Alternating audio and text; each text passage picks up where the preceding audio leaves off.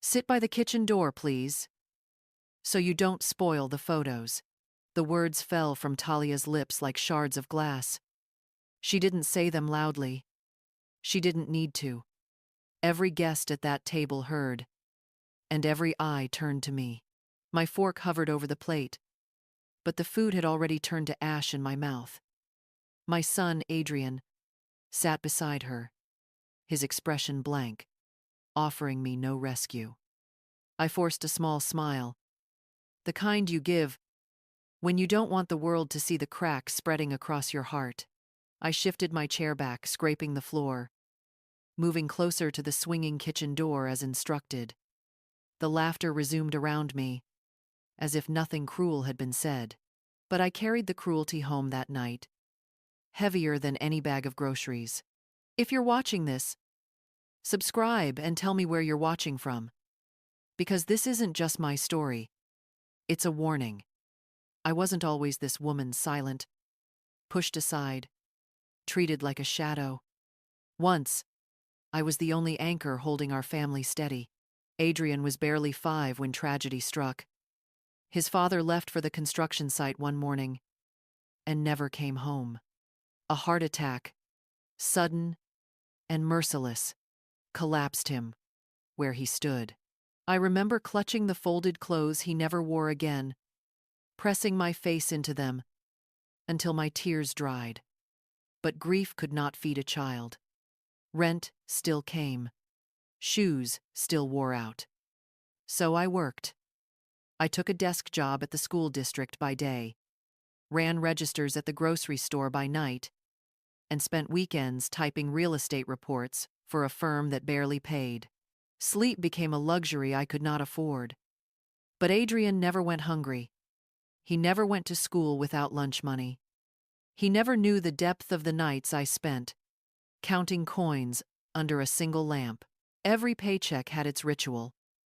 Bills first, food next, and always a few dollars folded carefully into an envelope, then tucked away inside an old shoebox in the back of my closet.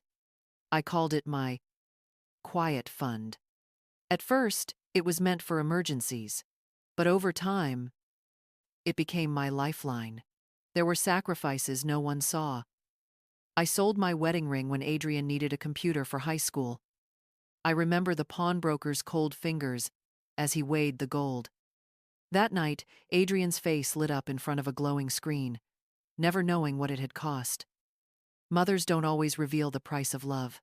The shoebox grew heavier with years. Each envelope whispered of a dream. A house with walls thick enough to keep the world's noise out. A red front door that locked behind me. A yard with oak trees swaying in silence. And as I sat by the kitchen door that night, banished from the family table by a daughter-in-law who saw me as clutter, I realized something. The dream would no longer be shared. It would be mine alone. Mother, you don't need a house. We have children. We need the space. Adrian's voice was calm, almost reasonable, but the words struck harder than any shout. Talia leaned forward, her tone sweet, but edged like a blade. Honestly, it feels selfish not to think of us first. You'll rattle around in some place by yourself, while our children share a tiny room. What sense does that make? My sister folded her napkin neatly and nodded, as though sealing a verdict. They're right, Maribel. You've managed fine in that apartment. You don't need anything more. The food on my plate blurred. Around me, the conversation moved on wedding plans, children's schedules, the price of groceries, but I heard none of it. My throat ached with the effort of holding back words that would never change their minds. I forced a smile. The kind women learn when the world expects them to be agreeable, no matter the wound. Of course, I murmured, setting my fork down. Inside, something broke quietly, like glass beneath a rug. That night, I wrapped my scarf around my shoulders and walked home alone. The city was loud sirens wailing, neighbors arguing, televisions spilling noise into thin walls. In my apartment, the radiator hissed and clanked. a relentless reminder that peace was something other people owned. I brewed coffee in the chipped pot I had carried through decades of long nights. The steam rose, curling like a ghost of every sacrifice I had made. I opened the closet and pulled down the shoebox, heavy with envelopes of savings. I sat on the bed and touched each one, the edges worn, the ink faded from years of handling. This was my history, my sacrifice, my shield. I thought of the wedding ring I had sold, of the nights I had skipped meals so Adrian could have shoes without holes, of the hours I had typed reports while my eyes blurred with exhaustion. Each envelope was proof that I had endured, but no one at that table saw it. Not Adrian, not Talia, not even my sister. To them, I was an old woman, clinging to selfish dreams. I closed the box, slid it back under the bed, and sat in the quiet with my coffee. Silence, once a punishment, now felt like a promise. The next morning, I called Henry, the only person I trusted. He had left the district years ago to sell houses. He remembered me. He remembered my coffee habit. And when I said, I need a place of my own, he didn't question. He only said, I'll find it. That, for the first time in years, hope stirred. Small, fragile, but alive. I decided then I would not speak of this dream again. Not to Adrian, not to Talia, not to my sister. My silence would protect me. And soon, silence would be mine. Henry kept his promise. 2 weeks later, he drove me out to a quiet street, lined with oak trees. The house wasn't grand, but it was everything I had dreamed of. White siding, a red front door, sunlight spilling through tall windows, polished wood floors that glowed beneath my shoes. Feels like yours already, Henry said softly. I ran my hand along the banister, opened closet doors, touched the cool granite counter. For the first time in decades, I could picture mornings without sirens, nights without walls, trembling from someone else's arguments. Just silence. My silence. I signed the deed in Henry's office, my hands steady until the last signature. Tears slipped down, darkening the corner of the page. They weren't dramatic, only quiet like everything else I had carried in life. That night, I walked through each room with my own keys. No borrowed space, no landlord's rules. Mine. I sat in the living room with no lights on, wrapped in the soundless air, and whispered to myself, this house is mine. For weeks, I told no one, except Mrs. Cortez across the street, who promised to keep watch while I traveled. My secret felt safe. Until the knock came. It was a Saturday afternoon. I opened the red door to find Adrian holding a bouquet of cheap flowers. Talia stood beside him in a bright dress, her smile too wide. Surprise, she sang, stepping inside before I could answer. Adrian kissed the air near my cheek. Mom, you've done well. Finally out of that apartment. My guests, neighbors, and cousins sat in the backyard, grilling burgers.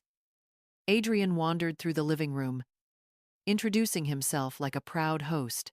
Talia's heels clicked against the tile as she moved into the kitchen. She brushed her hand across the counters, opened a cabinet, and laughed softly. So many locks on the doors, Mother. Planning to hide treasures? She picked up my keys from the counter, twirling them on her finger. To the others, it looked harmless. But I saw the calculation in her eyes, the way she measured each key, each lock. Adrian raised a glass of soda. Here's to Mom, he announced, finally moving up in the world. Polite applause followed, but the glance he shared with Talia told a different story. The unspoken assumption that this house would one day be theirs. I forced a thin smile, hiding the fire burning in my chest. Silence again became my shield.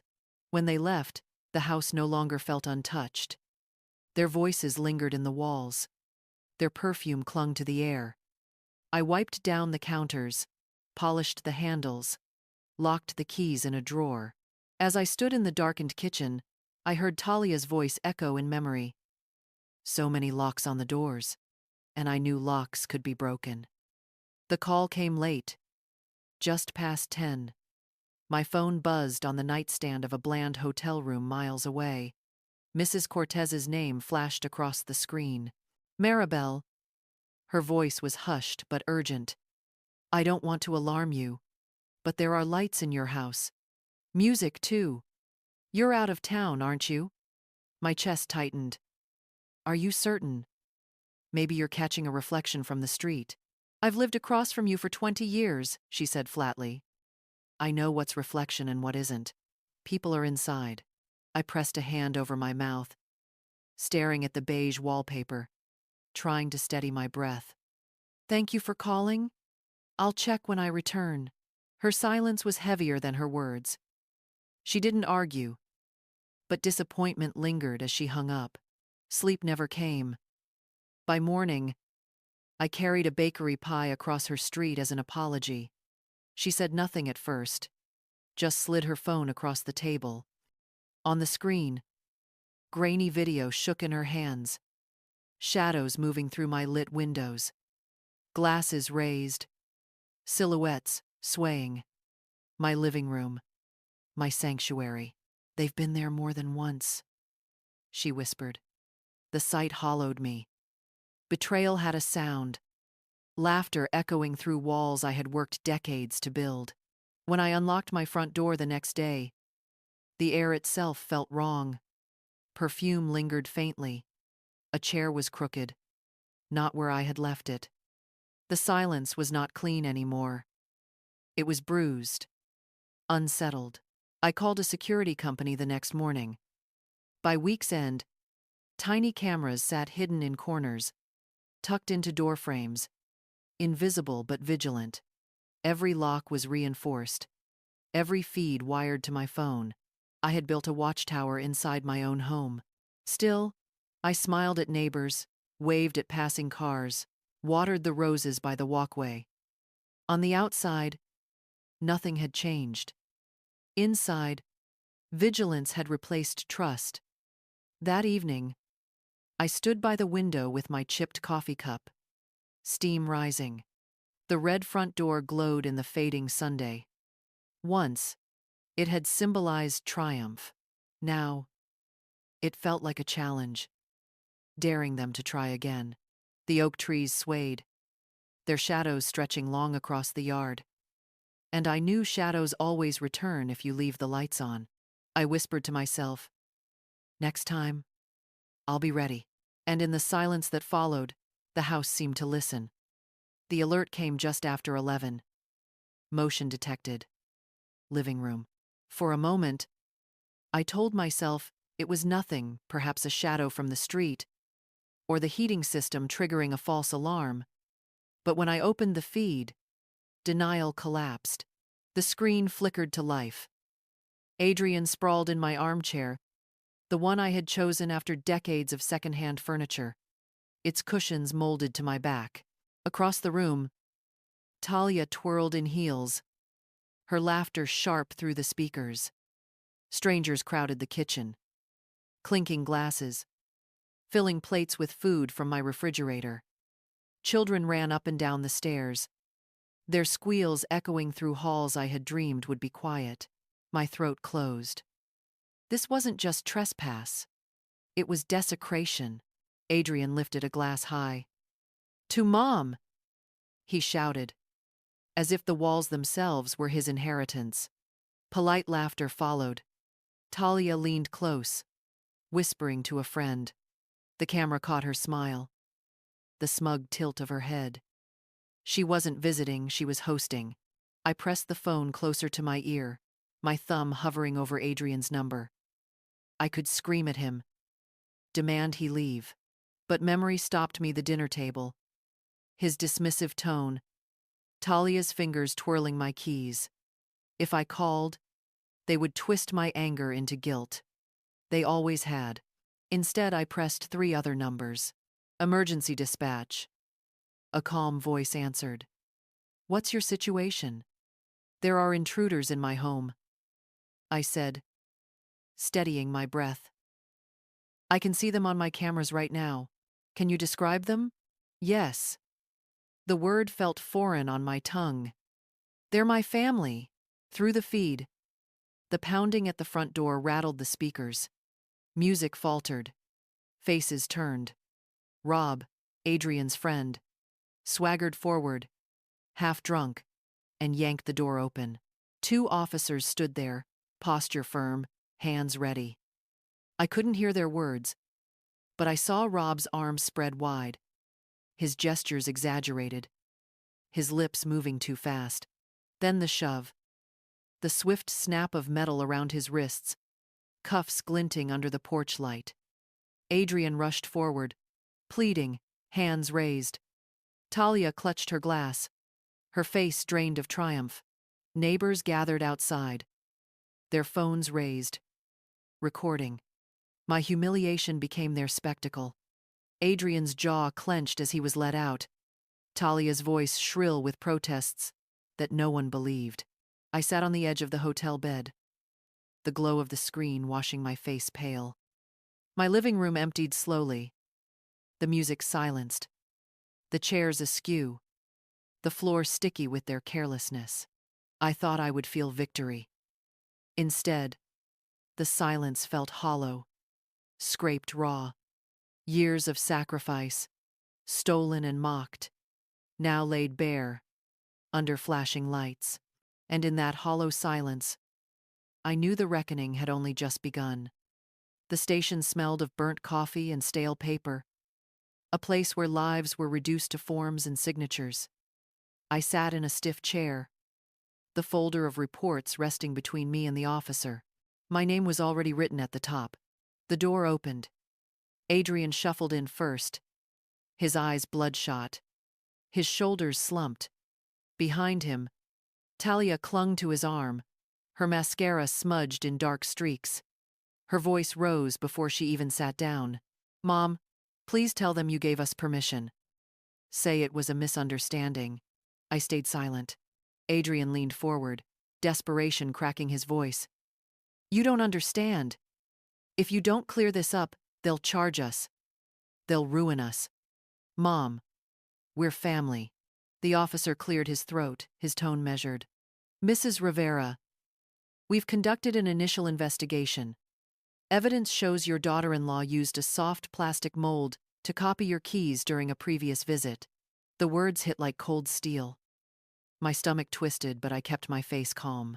She then had duplicates made. He continued, sliding a photo across the table. A blurry image from a hardware store. Talia at the counter, keys in her hand. We also learned someone in your workplace's HR department provided details about your travel schedule. That's how they knew the house would be empty. Adrian's head snapped toward her. You did this?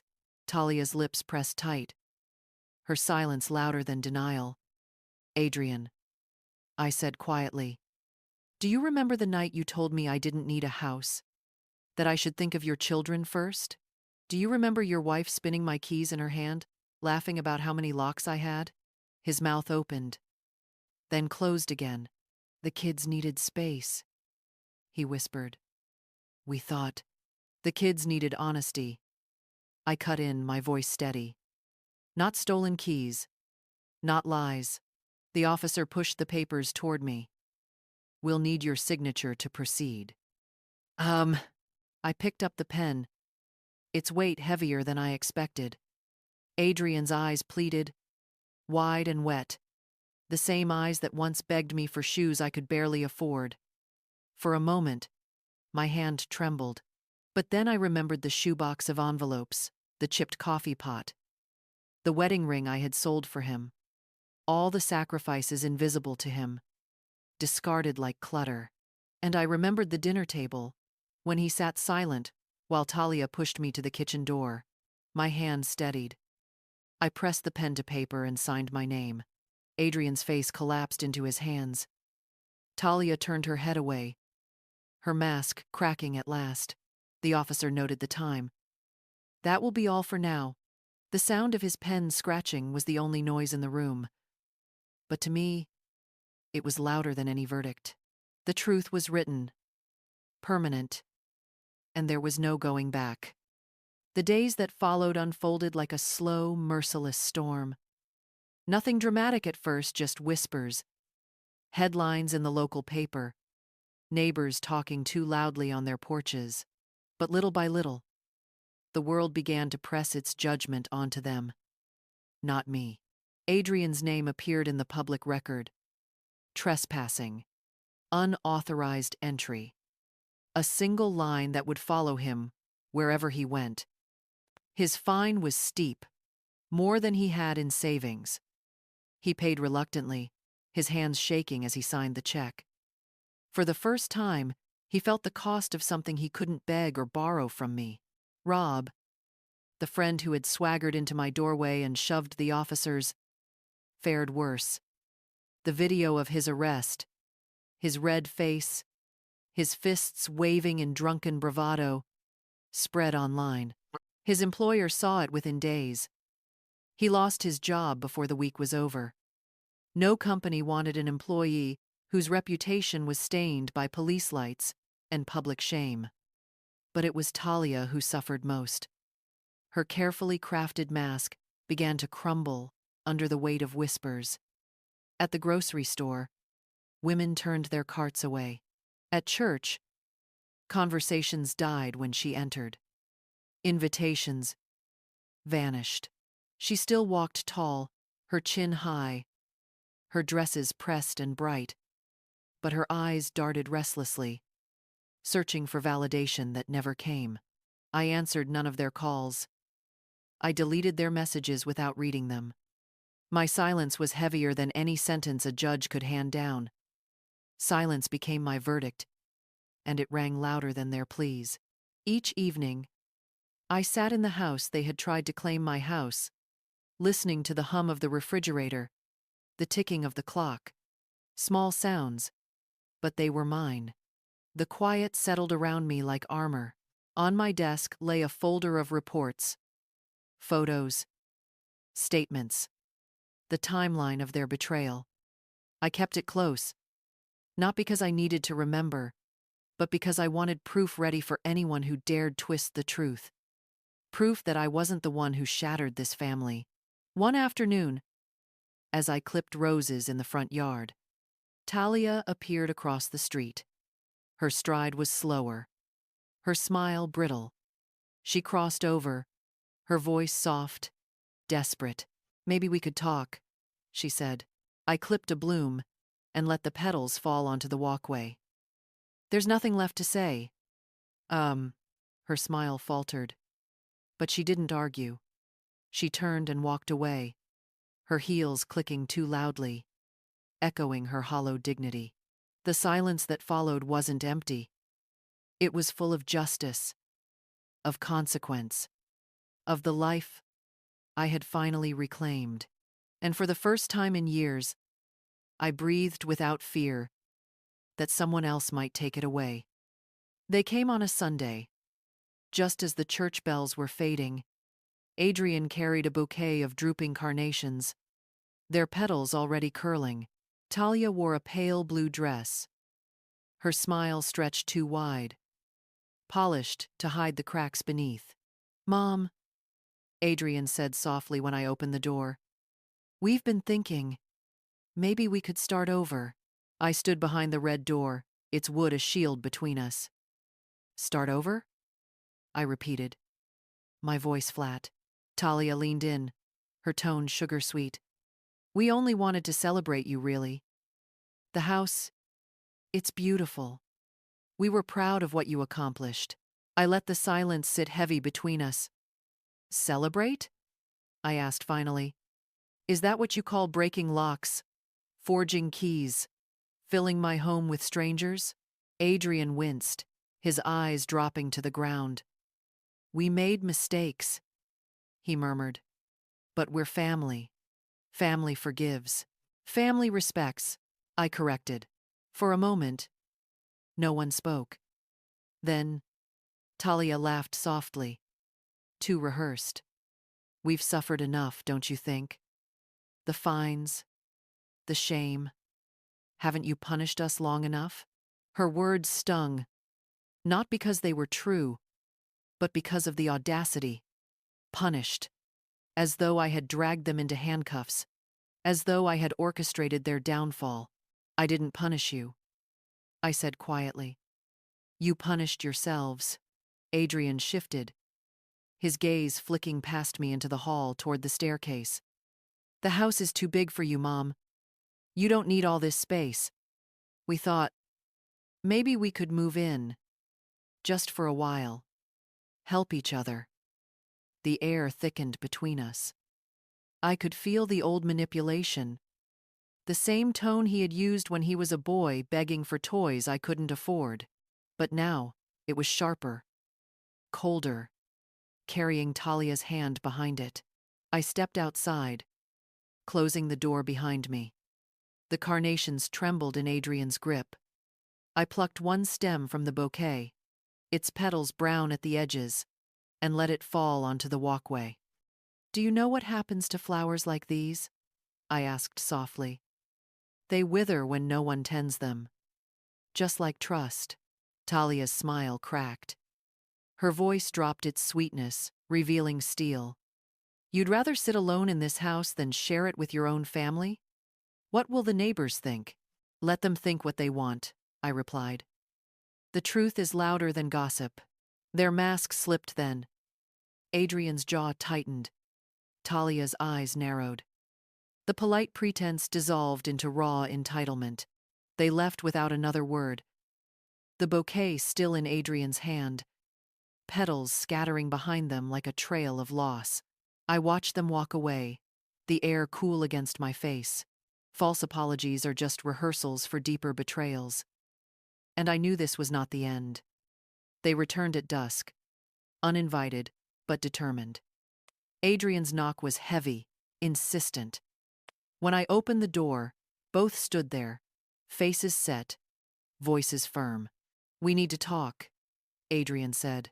I let them in this time, not out of kindness, but because some battles require a stage. The living room smelled of polish and lavender, freshly cleaned. It was my ground, and they knew it. Talia wasted no time. Mother, you've humiliated us enough. The neighbors talk. The children ask questions. It's time to hand the house over to the family it truly belongs to. I raised an eyebrow. Truly belongs to? Adrian's jaw tightened. You don't need this place. You bought it out of spite. We have children who need space. We deserve it more than you. The words echoed the dinner table months earlier, only now stripped of pretense. Their greed stood naked in my living room. You think sacrifice is a deed of ownership? I asked. My voice was steady, cold. Did you carry your father's coffin at 29 and then go to work the next morning because rent was due? Did you sell your wedding ring so a boy could have a computer for school? Did you stack envelopes of cash in a shoebox for 30 years while you worked 3 jobs? Adrian's face flushed. Talia's lips parted, but no sound came. I opened the folder on the coffee table, the police reports neatly stacked. I slid them across. You didn't just trespass. You forged keys. You exploited company contacts to track my movements. The law knows. The neighbors know. And now, so do you. Talia's voice trembled. Venom beneath desperation. You would ruin your own son? No, I said. You did that for me. Adrian's fist clenched, but his eyes dropped to the floor. He had no defense, no shield against the truth carved into those papers. I rose, walking to the front door, opening it wide. The evening air swept in, cool and final. You wanted space, I said. Here at Island, take it. For a long moment, they stood frozen. Then, with no victory left to claim, they stepped outside. The door shut behind them, the click of the lock louder than any argument. In that silence, I felt the balance shift. The house was no longer marked by their laughter or their lies. It was mine again, sealed not just by locks, but by truth. And this time, I wasn't the one pushed aside. The night they left, I stood in the middle of the living room and listened. Not a sound. No laughter that wasn't mine. No glasses clinking. No heels clicking across the floor. Just silence. The silence I had worked decades to earn.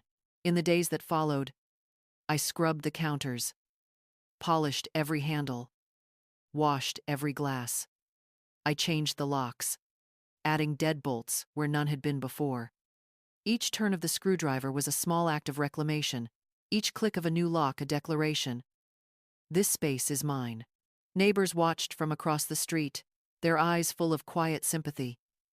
Mrs. Cortez brought sweet bread one morning, her hand warm as she pressed it into mine. "You did what needed to be done," she said. I only nodded. No explanation was necessary. The truth had already spoken louder than gossip ever could. I sat on the porch the next morning with a steaming cup of coffee. The same chipped pot, the same bitter taste, but sweeter somehow in the quiet. The red front door gleamed behind me, no longer a mark of invasion, but a sentinel of survival. The oak trees whispered above, and for the first time, I allowed myself to breathe deeply without fear. Adrian never came back.